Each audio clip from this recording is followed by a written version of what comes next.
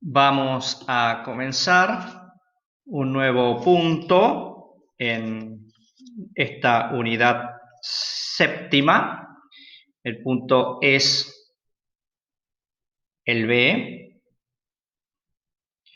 que se llama la mediación de Cristo en el Nuevo Testamento y en la tradición teológica. Partimos de la idea de Cristo mediador. Acá es importante entender que hablar de Cristo mediador es lo que asegura la comunión de Dios con los hombres. Por eso decimos mediador y no intermediario. En Cristo la mediación no es un acto, sino una persona. Antes hemos visto cómo, por ejemplo, Moisés intercede ante Yahvé por su pueblo, ese pueblo tan cabeza dura. Acá el mediador y la mediación son una sola cosa, son la persona de Cristo. Vamos a partir de un texto y les digo, queridos alumnos, especialmente en este punto es importante que lean todos los textos que están señalados aquí en los gráficos que yo les mandé. De lo contrario, estaríamos repitiendo palabras, pero no conociendo el sustento, el fundamento bíblico. El primer texto que vamos a leer, que es el que yo voy a leer directamente y los demás los irán leyendo ustedes, es en la primera carta a Timoteo, el capítulo 2, los versículos 5 al 6. Hay un solo Dios y un solo mediador entre Dios y los hombres, Jesucristo, hombre él también, que se entregó a sí mismo para rescatar a todos. Este es el testimonio que él dio a su debido tiempo. Y continúa en el versículo 7, y del cual fui constituido heraldo y apóstol para enseñar a los paganos la verdadera fe. Digo la verdad y no miento. Repetimos, hay un solo Dios y un solo mediador entre Dios y los hombres, Jesucristo, hombre él también, que se entregó a sí mismo para rescatar a todos. Entonces Jesucristo es mediador porque está del lado de Dios y también está del lado de los hombres. Y aquí vemos nosotros ciertas fórmulas. La fórmula por Cristo.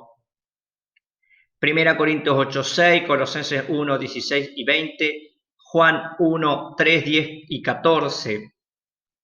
Él es el mediador de la nueva alianza, tal cual lo señala la carta a los hebreos. Hubo muchos mediadores, pero hay uno que es el definitivo, porque en él se realiza la nueva alianza y la mediación. Carta a los hebreos, capítulo 9, versículo 15, capítulo 12, versículo 24. Hebreos 9:15, sí, y 12:24. En Hebreos 9:15 vemos un lenguaje sacerdotal, aunque no es sacerdotal estrictamente esta, o por lo menos no es cúltica. Cristo es el sumo y eterno sacerdote, pero un lenguaje sacerdotal por oposición al sacerdocio judío.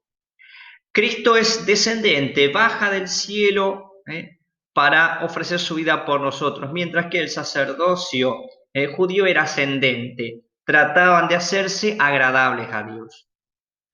La mediación de Cristo también puede entenderse como aquel admirable intercambio, pero en el Nuevo Testamento no encontramos esta idea de admirable intercambio entre humanidad y divinidad. Más bien utiliza otros conceptos como el intercambio de riqueza con pobreza, 2 Corintios 8:9, fuerza con debilidad, 2 Corintios 13:4, plenitud con nada, Efesios 3:19, Filipenses 2:7 al 9, justicia con pecado, 2 Corintios 5:21 y Gálatas 3:13. Estas ideas las van a retomar los padres de la iglesia, por ejemplo, Ireneo. En su obra Adversus Aereses, presenta a Cristo como recapitulador, el que es cabeza de la nueva humanidad, en el cual se resume y se mejora y se sana ¿Y por qué? Por su solidaridad con las dos partes, con Dios y con los hombres. San Agustín, en las Confesiones, por ejemplo, va a tener la idea de Cristo camino, con base en su experiencia personal liberadora. De ahí va a tomar la idea de sacramentum, deriva de esto nuestras palabras sacramento, equivaliéndola a la mysterium en griego, de los griegos. ¿Por qué? Porque la humanidad de Cristo es la presencia y la actividad del Verbo. Cirilo de Alejandría, la unicidad del mediador es uno solo. Santo Tomás, Cristo comunica, entra en comunión con cada uno de los extremos, dice una Suma Teológica, tercera parte 26.1. Y de esta manera Cristo es causa de la salvación. Tomás no entiende como causa principal y causa instrumental. Karl Barth, teólogo protestante, habla de la reconciliación y de estar reconciliado, y que son un mismo acontecimiento. Karl Rahner, la intercomunicación y por lo tanto la mediación es esencial al hombre, fundados en el amor absoluto que es divino, y por lo tanto deduce que debe haber un mediador absoluto.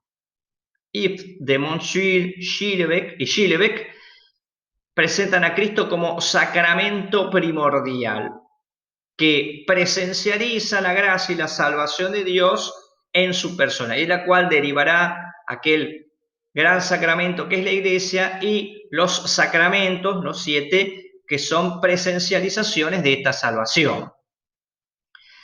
Hay otras ideas que pueden ayudar, la de medio, como encuentro, lugar común, como aquello que reúne. La idea de intermediario no tanto, porque es exterior. El intermediario tiene una consistencia propia y es extraño a las dos partes, y no estamos tanto en esta situación. La palabra mediación nos muestra una realidad más profunda, que nos ayuda a pensar la reconciliación, el volver a conciliar y por lo tanto la comunicación, el intercambio, y esta mediación en Cristo está eternizada, no termina con la cruz, sino que la resurrección eterniza de algún modo su mediación. Y por eso la Iglesia es sacramento de esta mediación de Cristo, porque el Cristo resucitado está siempre presente y actuante en las acciones de su Iglesia para bien de la humanidad. Por lo tanto, mediación es una categoría fundamental de la soteriología, que abarca las categorías descendentes: iluminación, revelación, redención, liberación, divinización y justificación. Y también las categorías ascendentes: sacrificio, propiciación, expiación, satisfacción y solidaridad. La conciliación entre las categorías descendentes y ascendentes está en la categoría de reconciliación, que será un poco el final de esta unidad. Si nosotros vamos a la predicación apostólica, en el querigma se habla de por nosotros. Las fórmulas por nosotros significa en favor nuestro y también para nuestra vida. El hiper, por, significa esto: en favor nuestro y también para nuestra vida. Otra de las fórmulas es por nuestros pecados. Significa debido a nuestros pecados. Así, el por, esta pequeña palabrita, significa por amor nuestro, por amor a nosotros, en favor nuestro, pero también en lugar nuestro. Las tres a la vez. Luego les enviaré escaneada algunas de estas fórmulas. Hay, en uno de los apuntes que tengo, las fórmulas por nosotros son las que más encontramos. Por ejemplo, en Gálatas 2:20, vivo en la fe del Hijo de Dios que me amó y se entregó por mí. Romanos 14:15, que por tu comida no destruyas aquel por quien murió Cristo. Efesios 5:2, Cristo nos amó y se entregó por nosotros como oración y víctima de suave aroma. Principalmente, el por nosotros va a significar en favor nuestro, a favor nuestro, por nuestra salvación, con la causa final de por nuestros pecados. No queda siempre muy claro que sea en lugar nuestro. La otra de las fórmulas es por nuestros pecados.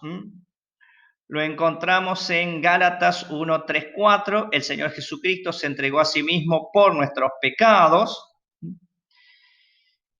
Primera de Pedro 3:18, pues también Cristo para llevarnos a Dios murió una sola vez por los pecados, el justo por los injustos. Primera Corintios 15:3, Cristo murió por nuestros pecados según las Escrituras. Esta es menos frecuente, tal vez más primitiva y muestra la motivación de la entrega de Cristo. Encontramos también las fórmulas por nuestra salvación. En Hebreos 5:9, Hebreos 7:25, Juan 6:51. En el sentido de que la salvación es un don de Cristo, el proexistente, el que existe hasta el extremo de la cruz para que nosotros tengamos vida, y esta vida es nuestra salvación.